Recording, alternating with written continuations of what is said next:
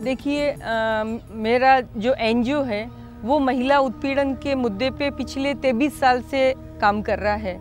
और जब हम महिला उत्पीड़न की बात करते हैं तो महिला हिंसा और महिला उत्पीड़न का एक बहुत बड़ा जघन्य अपराध कन्या भ्रूण हत्या है, ऐसा मैं मानती हूँ। तो हम निश्चित रूप से इस मुद्दे के प्रति बहुत संवेदनशील थे, बहुत चिंतित थे। और आए दिन अखबारों में जिस तरह हम पढ़ते हैं कि डस्टबिन में, कूड़े करकट में, नालियों में लड़कियों के शव मिले हैं, तो निश्चित रूप से ये सूचनाएं हमें बहुत कचोड़ती थी, बहुत तकलीफ़ देती थी। तो लगा कि इस मुद्दे पे सघनता से काम करने की ज़रूरत है।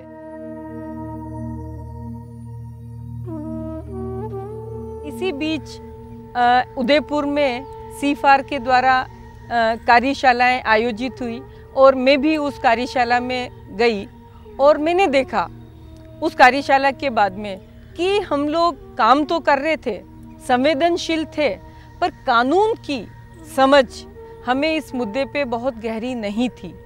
तो उन कार्यशालाओं के माध्यम से हमें पीसीपीएनडीटी कानून की बहुत गूढ़ और बहुत सूक्ष्म कानून की समझ बनी। जब कार्यशाला के बाद में मैं अपने ज़िले में गई और 2005 में मैंने अपने व्यक्तिगत स्तर पे एक डेकोई भेज के और हॉस्पिटल्स में पता किया और मैं ये समझना चाहती थी कि क्या मेरा ज़िला भी इस समस्या से मुक्त है या नहीं। तो मैंने पाया कि वहाँ तो बहुत धड़ल्ले से कानून का दुरुपयोग हो रहा है, मशीन का दुरुपयोग हो रहा है। और मैंने उस डेकोई को जब भेजा तो देखा कि कोई भी डॉक्टर ऐसा नहीं था ज़िले में जिसने लिंग जांच से मना किया हो। हर एक डॉक्टर तैयार था और मनमानी फीस वसूल कर जो मन में आ रहा था, जैसे सामने वाले की मजबूरी देखता था वैसा ही वो दाम उस महिला से मांग रहा था। और ज़िले में बहुत धड़ल्ले से इस कानून की धज्जियाँ उड़ रही थी, इस कानून का दुरुपयोग हो रहा था। डॉक्टर जो सोनोग्राफी कर रहा है तो एक्सपीरियंस सर्टिफिकेट किसी और का लग रहा है, क्वालिफाइड डॉक्टर नहीं है, बोर्ड्स नहीं लगे हैं, फॉर्म एफ जो हर महीने 4-5 तारीख को भेजा जाना चाहिए, 6-6 वर्षों से सरकारी हॉस्पिटल से फॉर्म एफ नहीं भेजे जा रहे हैं। सीएमएचओ से जाके जब बातचीत किया तो पिछले 6-6 वर्षों से वही सलाहकार समिति ज़िले में काम कर रही है, जबकि कानून कहता है कि 3 साल में वो सलाहकार समिति बदली जानी चाहिए।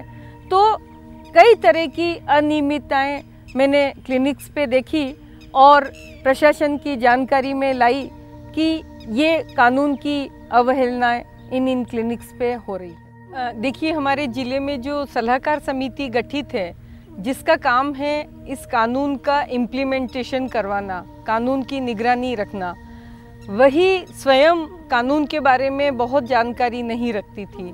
तो मुझे लगा कि सबसे पहले तो जो ज़िले में सलाहकार समिति है उसको एक्टिवेट करने की ज़रूरत है। तो जो इम्प्लीमेंटिंग अथॉरिटी है उनसे हमने जानकारी ली और पूछा कि कैसे आप ज़िले में काम कर रहे हैं। तो कई अनियमितताएं उजागर हुई, समय पे बैठ के आयोजित नहीं होना, जो नए आवेदन सोनोग्राफी मशीन्स के लिए किए जा रहे हैं उनका इंस्पेक्शन नहीं करना, वैसे ही उनको आवंटित कर देना, जो पैसा सोनोग्राफी मशीन के रजिस्ट्रेशन का ज़िले में जमा हो रहा है उस पैसे का उपयोग इम्प्लीमेंटेशन और इस पीसीपीएनडीटी के प्रभावी क्रियान्वयन के लिए काम में लिया जाना चाहिए, वो नहीं हो रहा था। तो ऐसी कई अनियमितताएं चर्चा करने पर उजागर हुई और हमने उनसे ये कहा कि नियम ये कहता है और आप ज़िले में ये जो पैसा रजिस्ट्रेशन का है इसको इसके प्रभावी क्रियान्वयन के लिए खर्च करें। और वो चीज़ें हमने ज़िले में करवाने की कोशिश की।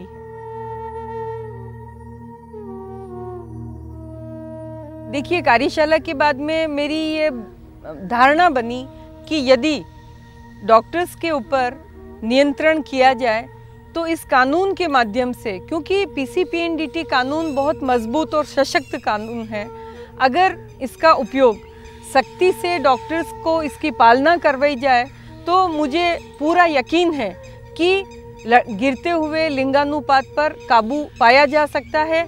अगर हमारा मॉनिटरिंग सिस्टम डॉक्टर्स पे स्ट्रॉन्ग होगा तो किसी हद तक हम लोग इस समस्या को रोक पाएंगे, अंकुश लगा पाएंगे। देखिए, जब ज़िले में मैंने पाया कि काफ़ी अनियमितताएँ सोनोग्राफी क्लिनिक्स पे हैं, तो मैंने उन अनियमितताओं को लेकर जो ज़िले की इम्प्लीमेंटिंग अथॉरिटी है, जो समुचित प्राधिकारी हैं CMHO, उनसे जाके और मैंने बैठ के और चर्चा की और उनकी जानकारी में लाई कि हमारे ज़िले में किन किन क्लिनिक्स पे क्या क्या अनियमितताएँ चल रही हैं। और उनको लेके जब मैंने बात की और उनको बताया कि आपका काम कानून का प्रॉपर इम्प्लीमेंटेशन है, यदि आप उसका इम्प्लीमेंटेशन प्रॉपर नहीं करते हैं तो आप भी कानून की निगाह में उतने ही जिम्मेवार हैं और आप भी उतने ही दोषी हैं। ये बात मैंने जब CMHO को कही तो उन्हें लगा कि हाँ, वास्तव में, और हमने उनको कानून की किताबें भी दी, यहाँ तक कि उनके पास PCPNDT एक्ट की कॉपी तक नहीं थी, तो वो बिल्कुल इग्नोरेंट थे इन सब चीज़ों को लेकर।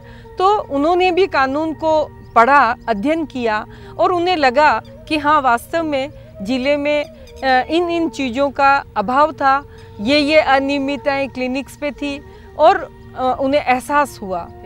सबसे पहले तो डिप्टी CMHO की मदद से हमने जब एक कार्यशाला ज़िले में आयोजित की, जिसमें ज़िले के सभी डिप्टी CMHOs या कलेक्टर सभी लोग आए और हमने एक दिन का कार्यशाला आयोजित किया, जिसमें कानून के बारे में गहन चर्चा करी कि ये कानून क्या कहता है।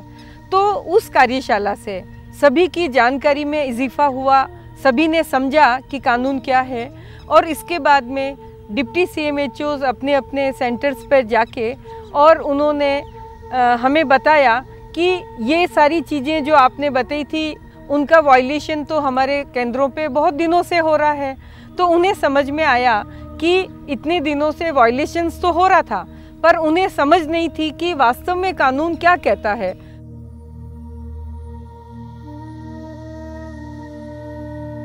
CMHO को हमने एक सपोर्ट सिस्टम के रूप में मदद किया है, काम किया है, क्योंकि काम तो उन्हीं को करवाना है और जो स्ट्रक्चर है with in the structure CMHO को ही एक इम्प्लीमेंटिंग अथॉरिटी का रोल मिला है और वो उसको उस भूमिका को निभाना है।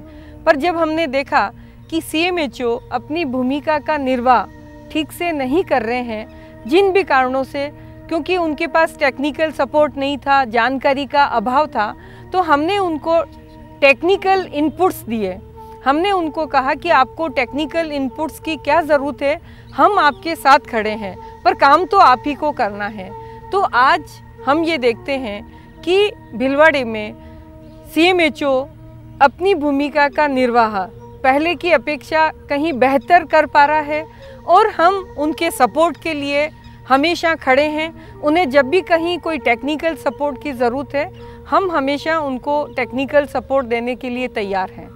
एक जॉइंट पार्टनर के रूप में हम उनको टेक्निकल सपोर्ट देंगे, परंतु काम तो उन्हीं को करवाना है।